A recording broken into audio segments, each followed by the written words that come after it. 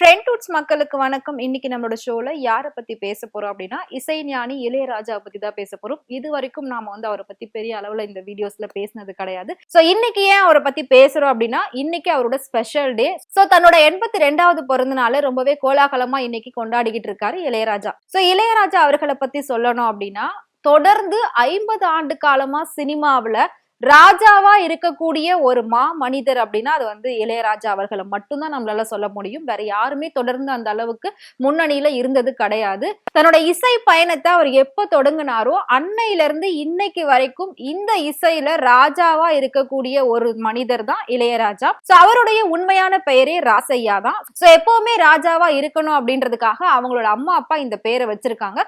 So இசைக்குள்ள வந்ததுக்கு அப்புறமா இசைஞானி இளையராஜா அப்படின்னு தான் அவரோட பேர் முழுமையா மாறுச்சு. சோ இளையராஜா அவர்களுடைய பாட்டை சொல்றதா இல்ல அவரோட பயணத்தை சொல்றதா அப்படின்னு எனக்கு தெரியல. அந்த அளவுக்கு அவரோட பாட்டா இருக்கட்டும் அவரோட பாடல் பயணமா இருக்கட்டும் வேற லெவல்ல இருக்கும். சோ 8500க்கும் மேற்பட்ட பாடல்களுக்கு இசை அமைச்சிருக்காரு. அது மட்டும் இல்லாம 1500 படங்களுக்கு பின்னணி இசையும் அமைச்சிருக்காரு. சோ இத்தகைய ஒரு பெருமை வாய்ந்தவர் தான் இசைஞானி இளையராஜா. நம்ம நிறைய வீடியோஸ் பார்த்திருக்கோம். அவரோட சாங்ஸ் எல்லாம் பயங்கர வைரல் ஆகும். எங்க அப்படின்னு பாத்தீங்கன்னா ஃபாரினர்ஸ் எல்லாம் லாங்குவேஜே தெரியாத ஊர்ல எல்லாம் அவரோட பாட்டுக்கு டான்ஸ் பண்ணிருப்பாங்க. அவரோட பாட்டை பாடியிருப்பாங்க, ரீல்ஸ் பண்ணிருப்பாங்க. சோ அது மட்டும் இல்லாம உலகத்துல எல்லா மூலைகள்லயும் இருக்கக்கூடிய தமிழர்களுக்கு பிடிச்ச ஒரு இசை மேதை அப்படின்னா அது இளையராஜா அவர்களை தான் நம்ம சொல்லணும். சோ இன்னைக்கு அவரோட பிறந்த நாளுக்கு தமிழ் சினிமால மட்டும் இல்லாம இந்தி, தெலுங்கு, மலையாளம்னு சொல்லி எல்லா சினி ஃபீல்டுல இருந்தும் அவருக்கு வாழ்த்துக்கள் வந்துகிட்டு இருக்கு. அது மட்டும் இல்லாம பெரிய பெரிய அரசியல் கட்சி தலைவர்களா இருக்கட்டும், இது எல்லாத்த விட அவருக்கு 50 வருஷமா அவர் ராஜாவா நிக்கிறதுக்கு உறுதுணையா இருக்கிறது அவருடைய ரசிகர்கள். சோ அந்த ரசிகர்கள்லாம் பாத்தீங்கன்னா அவ்வளோ அளவுக்கு வாழ்த்து மழையை பொழிஞ்சுகிட்டு இருக்காங்க. சோ இன்னைக்கு ரீசெண்டா அந்த வாழ்த்து மழையில நனைஞ்சதுக்கு அப்புறமா இளையராஜா டைரக்டாவே ஒரு பிரஸ் மீட் கொடுத்திருக்காரு. சோ அது என்ன அப்படின்னா தன்னை பாக்குறதுக்காக தன்னோட ரசிகர்கள்லாம் ட்ரெயின், பஸ் இந்த மாதிரி நிறைய விஷயத்துல கஷ்டப்பட்டு ரொம்பவே சிரமப்பட்டு இன்னைக்கு என்ன பாக்குறாங்க, வாழ்த்து சொல்றாங்க. இது எனக்கு எப்படி சொல்றதுன்னு தெரியல. அவங்களுக்கு எனக்கு பதில் கொடுக்கறதுக்கு வார்த்தையே இல்ல. கடவுளுக்கு என் மேல ரொம்பவே இரக்கம் இருக்கு அப்படின்னு நினைக்கிறேன். அதனாலதான் இப்படி ஒரு வாழ்த்து மழையை, இப்படி ஒரு ரசிகர்களோட அன்பை எனக்கு கொடுத்திருக்காரு.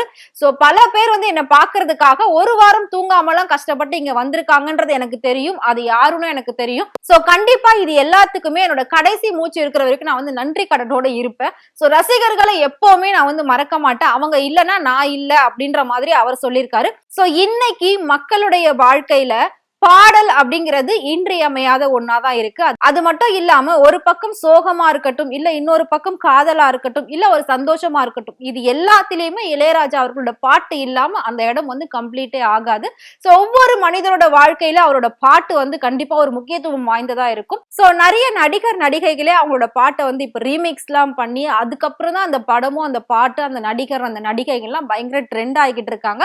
சோ அப்படி இருக்கிறப்ப ரீசெண்டா என்னென்ன நடந்தது அப்படின்றத நம்ம பார்த்திருக்கோம். சோ குட் பேட் அக்லில அவரோட பாடல் யூஸ் பண்ணிருக்காங்க. அதுக்கப்புறம் இன்னைக்கு அந்த பாட்டோட லெவலே வேறையா இருக்கு. சோ அந்த ஹீரோயின்ஸ் எல்லாருமே பயங்கரமா பேர் வாங்கிட்டு இருக்காங்க. சோ அந்த அளவுக்கு பெருமை வாய்ந்த ஒரு மனிதர் அப்படின்னா அது இளையராஜா தான். அவரோட இந்த இசை பயணம் எப்போ ஆரம்பிச்சது அப்படின்னு பாத்தீங்கன்னா 1976ல பஞ்சு அருணாச்சலம் அவர்களோட இயக்கத்துல அன்னக்கிளி அப்படிங்கிற ஒரு படத்துலதான் அவர் முதலா இசையமைச்சிருக்காரு. அதுல இருந்து இன்னைக்கு வரைக்கும் பல ஹிட் பாடல்களை கொடுத்த ஒரு பெரிய இசை மாமேதைனா அது அவர் தான். சோ தமிழ்ல இந்த இசைகள் மட்டும் இல்லாம லண்டன்ல போயிட்டு இன்னொரு இசையை வடிவமைச்சு, அதாவது சிம்போனி அப்படிங்கிற ஒரு இசையை வடிவமைச்சு அதை அங்க அரங்கேற்றம் பண்ணியிருக்காரு. கூடிய சீக்கிரம் தமிழ்நாட்டிலையும் அரங்கேற்றம் பண்ண போறேன் அப்படின்னு சொல்லியிருக்காரு.